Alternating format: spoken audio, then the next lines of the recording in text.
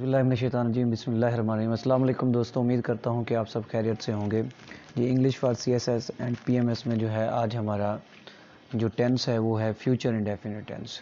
देखिए, टेंस शुरू करने से पहले मैं आपसे कहूँगा कि अगर आप दोस्त हमारे चैनल पर नए हैं तो आप जो है इसे सब्सक्राइब करें और घंटी के बटन को भी बजाएँ, और दूसरा जो है अपने दोस्तों के साथ भी शेयर करें। और इस चैनल का मकसद सिर्फ यही है कि उन लोगों को जो है घर पे तालीम दी जाए जो लोग जो है वो अकेडमीज़ या स्कूल्स या कॉलेजेस की जो है वो फ़ीस जो है वो अफोर्ड नहीं कर सकते। चलें, मज़ीद इस पे बात नहीं करते क्योंकि ये वीडियो जो है वो बहुत लेंथी हो जाएगी और फिर बाज़ लोगों के लिए देखना ये बड़ा मसला होता है। चलें, फ्यूचर इंडेफिनिट टेंस। फ्यूचर का तो आपको पता ही है कि फ्यूचर जो है वो हम कहते हैं आने वाले ज़माने को। फ्यूचर हम कहते हैं आने वाले ज़माने के, जो ज़माना अभी आया नहीं है उसे हम कहते हैं फ्यूचर। इंडेफिनिट टेंस, चूँकि मैं जैसे हर वीडियो में कहता हूँ कि सबसे पहले जो है हमारी जो थॉट है जो हमारे माइंड में आती है वो उर्दू लैंग्वेज होती है। ठीक है, कि हम सोचते सबसे पहले उर्दू लैंग्वेज में, फिर हम ट्रांसलेशन कर रहे होते हैं किसी दूसरी लैंग्वेज में। तो अगर उर्दू के फ़िक्रे में गा, गी या गे, ओनली गा, गी, गे आ रहा है तो it means it is future indefinite tense, कि आप जो है वो फ्यूचर इंडेफिनिट टेंस के साथ जो है वो डील कर रहे हैं। एग्जांपल्स हम देखते हैं जी। हमारे पास ये एग्जांपल है, वो ख़त लिख रहा है। ये है वो ख़त लिख रहा है, वो ख़त लिख रहा है, फर्स्ट एग्जांपल है। तो अगर इस तरह गा, गी, गे, अब हम देखते हैं इसको, अगर गौर से देखें तो इस सेंटेंस के नीचे जो है वो हमें क्या मिल रहा है? गा मिल रहा है। क्या मिल रहा है? गा, जो कि ये हमने फर्स्ट पे लिखा हुआ है कि अगर गा, गी, गे आएगा तो ये क्या होगा? फ्यूचर इंडेफिनिट टेंस होगा। तो इस सेंटेंस में जो है हमें वही गा मिल रहा है, तो इससे मुराद ये हो गया कि हमारा फ्यूचर इंडेफिनिट टेंस है। तो अब इसको ट्रांसलेट हमने कैसे करना है? ट्रांसलेशन के लिए जो है वो हमारे पास सबसे पहले हमने ये फार्मूला सिंपल सेंटेंसेस का लिखा हुआ है, ये वाला जो फार्मूला है। अब आप इस उर्दू पे ये वाला फार्मूला अगर अप्लाई कर देते हैं ठीक तरीके से, ठीक है, तो आपका जो है वो फ्यूचर इंडेफिनिट का सिंपल सेंटेंस बन जाता है। जैसे मैं अभी आपके सामने करने लगा हूँ, तो इस फार्मूले में वो हमें सबसे पहले कहता है जी आप सबसे पहले क्या करो? सब्जेक्ट तलाश करो। सबसे पहले आप यहाँ पे नीचे जो है वो क्या लिखो? सब्जेक्ट लिखो। तो अगर हम इस उर्दू में देखें, वो ख़त लिखेगा, सब्जेक्ट जो होता है वो काम करने वाला होता है, तो हमारे पास काम करने वाला क्या है? वो, यानी कि ये हमारा क्या है? सब्जेक्ट। तो अब वो की सिंपल उसने कहा सब्जेक्ट, वो की इंग्लिश लिख दें, वो ही। ठीक हो गया।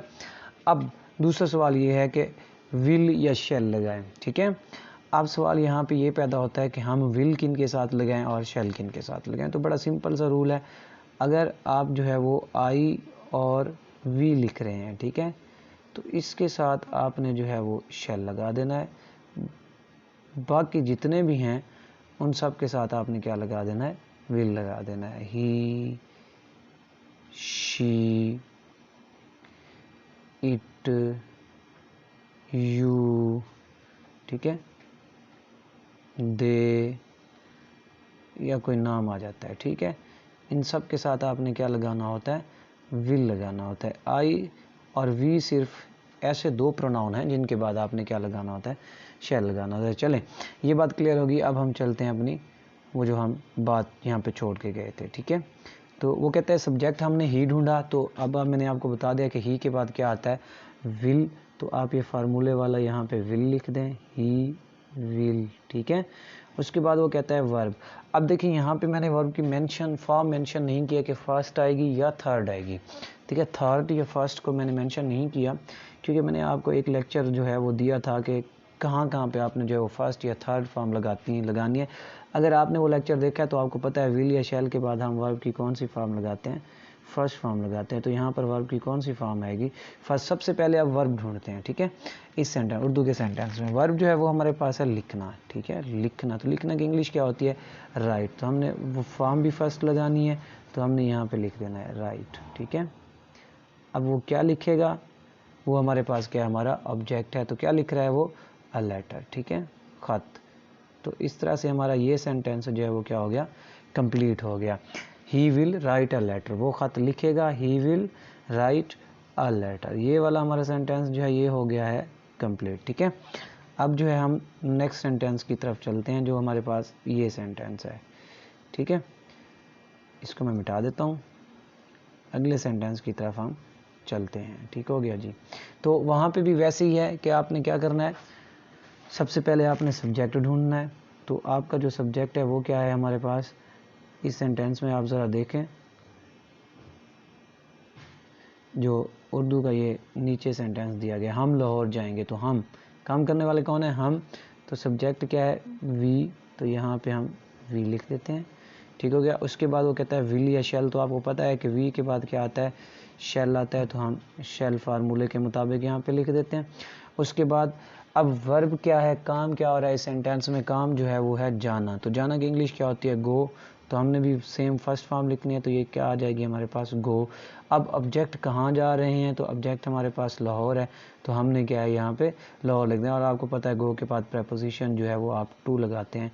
ठीक है, गो टू लाहौर, किसी सिमत की तरफ अगर जाना हो तो हम प्रेपोजिशन टू लगाते हैं। So we shall go to Lahore. तो ये था हमारा सिंपल सेंटेंस को ट्रांसलेट करने का तरीका। अगर आपको जो है वो गा गी गे एंड पे आ रहा हो तो आपको पता होना चाहिए कि ये फ्यूचर इंडेफिनिट टेंस है। ठीक हो गया। अब नेक्स्ट चलते हैं, तो हमारे पास है नेगेटिव सेंटेंस। अब नेगेटिव सेंटेंस को कैसे करना है, आपने देखें वो ख़त नहीं लिखेगा। ठीक है, तो हमारा सबसे पहले सब्जेक्ट क्या है, वो है वो। तो ही, ठीक है, ही के बाद आपको पता है फार्मूले के हिसाब से विल या शैल लगाना। तो ही के बाद क्या आता है, विल आता है। ही विल, फार्मूले के हिसाब से आप क्या लगा दो, नॉट लगा दो। ठीक है, वर्ब की यहाँ पे भी फर्स्ट फॉर्म क्योंकि विल शैल है। तो यहाँ पे क्या है, लिखना। तो हम यहाँ पे क्या करेंगे, इसको राइट कर देंगे। क्या करेंगे, लिखना, राइट। ठीक है, अब क्या लिख रहा है, ऑब्जेक्ट जो है हमारे पास वो आ लेटर है। तो आप इसको यहाँ पे क्या कर दो, a letter. He will not write a letter.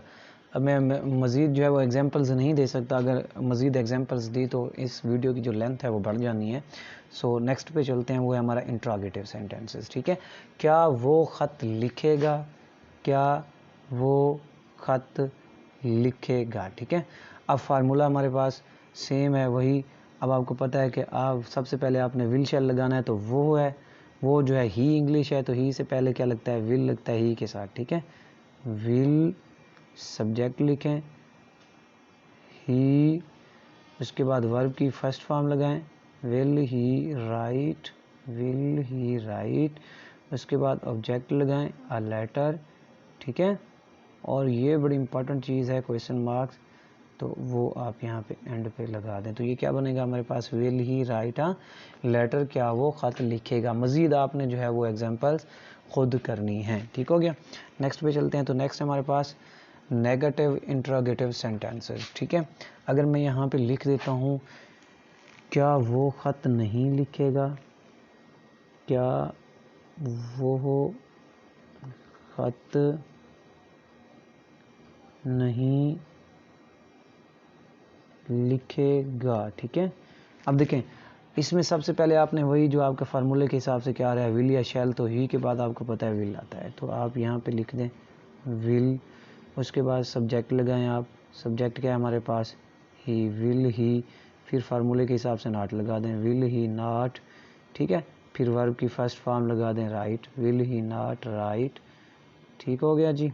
उसके बाद आप ऑब्जेक्ट लगा दें अपना यहाँ पे, will he not write a letter. ठीक है, ये जो है ये ए है। उसके बाद जो है आप वही क्वेश्चन मार्क जो है यहाँ एंड पे लगा दें। ठीक है, तो इस तरह से आप जो है वो नेगेटिव इंट्रोगेटिव सेंटेंसेस बना सकते हैं। मज़ीद एग्जांपल्स आपने खुद करनी है और ग्रुप में शेयर करनी है, मैं चेक करूँगा। नेक्स्ट पे चलते हैं। तो डबल इंट्रोगेटिव सेंटेंसेस। ठीक है, वो ख़त कब लिखेगा। ठीक है, वो ख़त कब लिखेगा। ठीक है, वो कहाँ जाएगा, वो कैसे खाएगा, हाउ, व्हेन, वेयर। ठीक है, वाई, हु, ये सारे जो होते हैं WH वाले होते हैं। ठीक है, तो सबसे WH वाला तो यहाँ पे कब है। तो कब की इंग्लिश जो होती है वो WH में क्या होती है, व्हेन। ठीक है, व्हेन। अब वही हम ही को ही डील कर रहे हैं, सिंगुलर को, तो क्या आएगा यहाँ पे, विल आएगा। ठीक है, व्हेन विल। उसके बाद आप अपना सब्जेक्ट लिख दें, व्हेन विल ही। उसके बाद जो है आप यहाँ पे जो है ये एक मिस्टेक है, आपने यहाँ पे वर्ब लिखना है, ठीक है। और वर्ब की आपको पता है फर्स्ट फॉर्म आनी है, व्हेन विल ही, तो ये वर्ब लिखें आप, राइट, ठीक है। उसके बाद आप ऑब्जेक्ट लिखें, अ लेटर, ठीक हो गया। और एंड पे फिर वही जो है आप यहाँ पे क्वेश्चन मार्क लगा दें, ताकि आपका जो है ये सेंटेंस कंप्लीट हो जाए, when will he write a letter, ठीक है।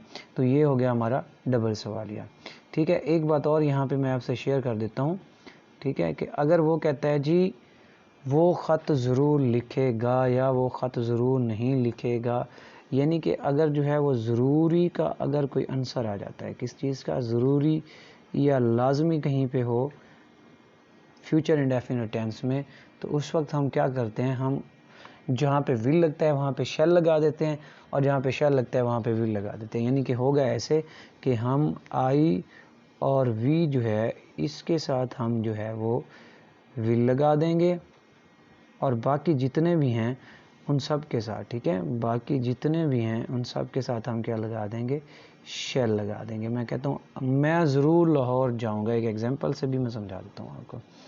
मैं कहता हूँ जी मैं खाना खाऊंगा, तो इसका मतलब ये होगा कि आई शैल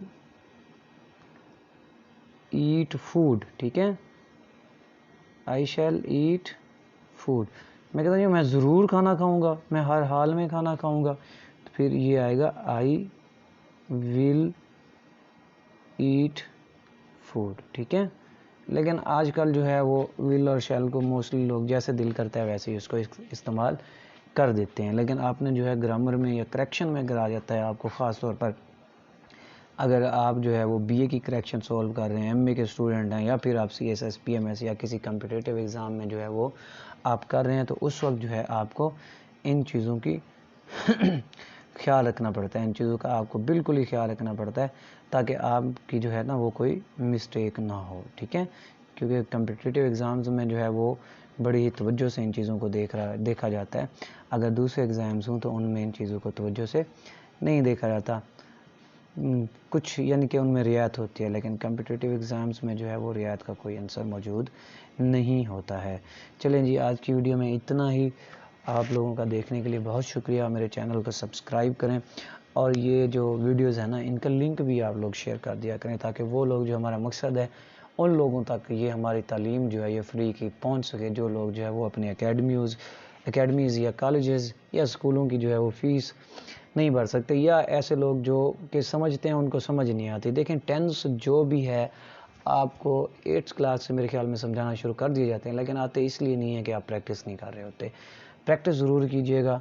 अगर आप अभी भी प्रैक्टिस नहीं करोगे तो ये भी समझ में नहीं आने वाले, ठीक है। प्रैक्टिस ज़रूर करें, और अपना होमवर्क जो है आप कुछ ना कुछ इसके तो है वो 15 से 16 सेंटेंसेस लिखें, ठीक है। और वो 15 से 16 सेंटेंसेस जो है ना वो आप मुझे चेक करवाएं। एटलीस्ट 15 सेंटेंसेस जो है ना वो आप उनको लिख के जो है ना वो ग्रुप में शेयर कर दें। और ग्रुप जो है व्हाट्सएप ग्रुप भी, फेसबुक ग्रुप भी, उनका लिंक जो है वो आपको वो डिस्क्रिप्शन में मिल जाएगा, वहाँ पे आप जो है ये सेंड कर सकते हैं, तो मैं जो है उनको चेक कर दूँगा। आज के लिए इतना ही, बहुत शुक्रिया, दुआ में याद रखिएगा। अल्लाह हाफ़िज़।